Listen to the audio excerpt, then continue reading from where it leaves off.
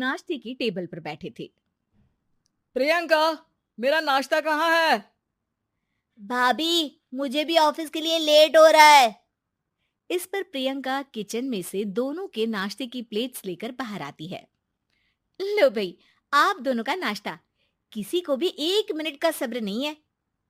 ये प्रियंका का ससुराल है, जहाँ कोई औरत ना होने की वजह से शादी वाले दिन से ही घर के साथ दोनों भाइयों की जिम्मेदारियां प्रियंका संभाल लेती है। दोनों भाई शांति से नाश्ता कर रहे होते हैं कि अंकुश अपने भाई की प्लेट से पराठे का एक टुकड़ा उठा लेता है। आपको पता है ना, मैं खाना शेयर नहीं करता, फिर भी मेरी प्लेट में से खाना जरूरी है क्या? अरे हद हो गई है, मुझे नहीं खाना अब। अंकुर गुस्से में नाश्ता छोड़कर टेबल से उठ खड़ा होता है। अरे, ये कैसा बिहेवियर है अंकुर? एक टुकड़ा ही तो है। एक हो या आधा, मुझे भूख लगी है तो ये सिर्फ मेरा ही है। उसे भी किसी के साथ शेयर करने बैठा तो भूखा नहीं रह जाऊंगा। अरे बाबा, ठीक है, अब इस पर भी लड़ाई। दूसरा बना देती हूँ, पर प्लीज ऐसे खाना बीच में छोड़कर मत जाओ। इससे अन्न का अपमान होता है।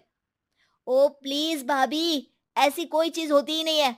आपके पास पैसे हैं, खरीदो और खाओ। अगर नहीं खाया जाए तो फेंक दो। अरे दुनिया में सब यही करते हैं। अंकुर बैग उठाकर ऑफिस के लिए चला जाता है, जिसके पीछे उसका बड़ा भाई मायूस सा घर में खड़ा रह जाता है। जिसने बचपन से सोने की चम्मच में खाया हो, उसे दुनिया के बारे में क्या पता होगा। वैसे गलती तो हमारी ही है। अगर कभी बचपन में ही सही गलत का फर्क सिखाया होता तो आज ये हाल नहीं होते। आप फिक्र क्यों करते हैं जी? भगवान है, वो जो भी करता है सबकी भलाई के लिए ही करता है। और जब वो चाहेंगे तो अपनी तरह से अंकुर भैया को भी सब कुछ सिखा देंगे। पत्नी की बात पर विश्वास कर अंकुश भी ऑफिस चला जाता है। सुबह से दोपहर होती है और अंकुर लंच करने ऑफिस के पास वाले रेस्टोरेंट में पहुंचता है, जहां वो एक साथ बहुत सारा खाना ऑर्डर कर देता है। सर, क्या कोई आपको ज्वाइन करने वाला है? नहीं तो क्यों? अब कुछ नहीं सर, ऐसे ही। वेटर चला जाता है और कुछ देर में अंकुर का ऑर्डर लेकर वापस आता है, जिस पर अंकुर सब डिशेस में से थोड़ा थोड़ा खाकर बाकी ऐसे ही छोड़कर बिल देकर चला जाता है। वाह भगवान, तेरी माया। कहीं कोई एक एक टुकड़े के लिए तरसता रहता है और ये 5 लोगों का खाना ऑर्डर करके एक का भी पूरा नहीं खाते। पैसे वालों की माया। वेटर टेबल साफ कर बचा हुआ सारा खाना लेकर रेस्टोरेंट के पीछे घूम रहे बच्चों के पास पहुंच जाता है, जिसे देख बच्चों के चेहरे खिल उठते हैं। वाह, आज इतना सारा खाना आया। थैंक यू भैया। भगवान आपको खाने की फैक्ट्री बना दे। अगर ये फैक्ट्री मेरी होती तो तुम लोगों को कभी किसी का झूठा बचा हुआ खाना नहीं खाना पड़ता। चलो तुम लोग खाओ, पर ध्यान रखो किसी को पता ना चले, नहीं तो मेरी नौकरी चली जाएगी। इसी के साथ दिन बीतता है और रात को दोनों भाई एक साथ घर पहुंचते हैं। कुछ देर में सब डिनर करने बैठते हैं, जहां अंकुश अंकुर को समझाने की कोशिश करता है। अंकुर, अगर हमें लाइफ में सब कुछ मिला है, इसका ये मतलब नहीं कि तुम उसका गलत फायदा उठाओ, बल्कि तुम्हें उसकी मदद से दूसरों को भी मदद करनी चाहिए। भैया, जिनके पास नहीं है उनकी वजह मैं तो नहीं ना। और ऐसे बहुत लोग हैं जिनके पास सब कुछ है। इसलिए अगर मैं एक इंसान कुछ नहीं करूंगा तो कोई फर्क नहीं पड़ने वाला। तुम्हारे भैया बस एक चीज समझाना चाहते हैं कि जिस चीज की हमारे पास कमी नहीं है, उसे बर्बाद करने से अच्छा है कि लोगों के साथ शेयर करें। इससे हम सिर्फ सामान नहीं, खुशियां भी बांटते हैं, और इसमें तुम्हारा ज्यादा कुछ तो जाएगा नहीं। भैया भाभी की बात सुन अंकुर कुछ बोले बिना उठकर चला जाता है।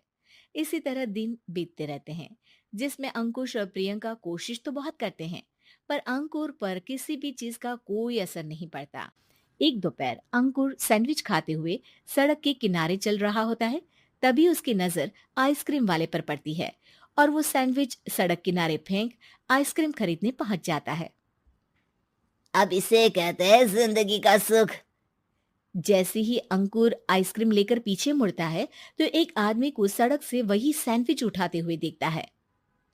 वो आदमी बहुत कमजोर, गरीब, जैसे बहुत दिनों से खाना ना खाया हो वैसा लग रहा था। अंकुर उसके पास जाकर खड़ा हो जाता है। उसे देखकर आदमी सैंडविच अंकुर की तरफ कर देता है। आपको भी खाना है क्या? क्या हम इसे आधा आधा कर ले? मुझे बहुत भूख लगी है। वो मेरा ही झूठा सैंडविच है। तुम दूसरा खरीद कर क्यों नहीं खा लेते? इसे क्यों खा रहे हो? अरे भैया, अगर खरीदने के पैसे होते तो 4 दिन से भूखा नहीं घूम रहा होता। हैं? क्या?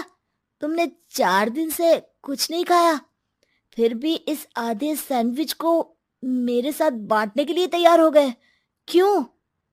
अरे भैया, पैसा नहीं है तो क्या हुआ, इंसानियत आज भी उतनी महंगी नहीं हुई, और ना ही उस पर अमीर गरीब का टैग लगा है जो हम उसे रख ना सके।